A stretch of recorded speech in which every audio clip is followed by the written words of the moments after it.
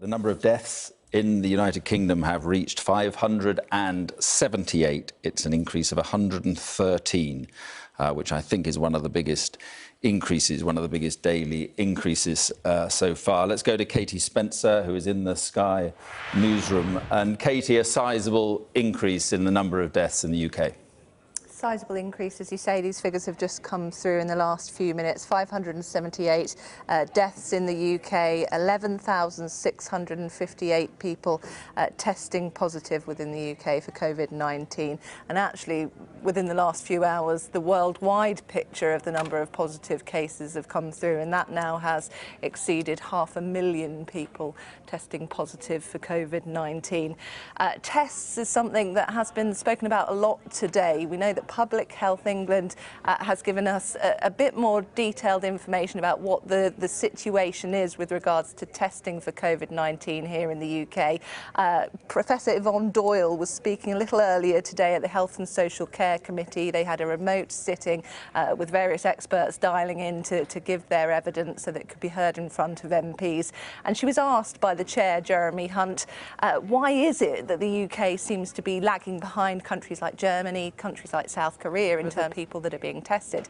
She acknowledged that Public Health England does say that it needs to increase the number of tests that we are doing in this country, but she said part of the reason that there has been a bit of a delay is down to the fact that it is a lot of competition at the moment to try to get hold of the material and the equipment to try to make these tests in the first place. But she did say that these tests are coming. Have a listen. By the end of March, the 30th of March, we expect to have capacity for nearly 12,000 tests a day.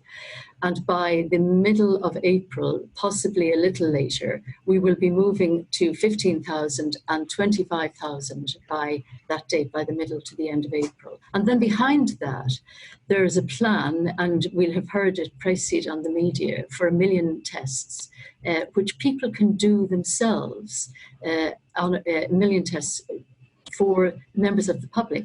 In other words, they will be able to take a blood test and send it back in the post and get that analysed. That is an antibody test, which tells you whether you've had the condition.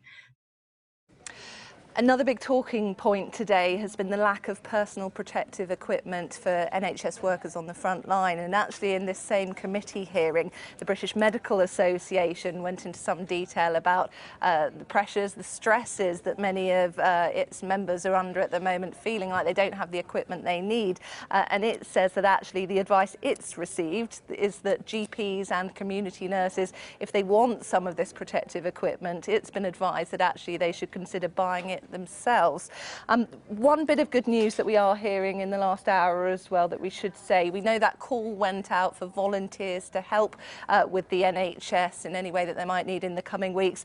A phenomenal response that they have received. More than 660,000 people now have signed up to that scheme offering to help.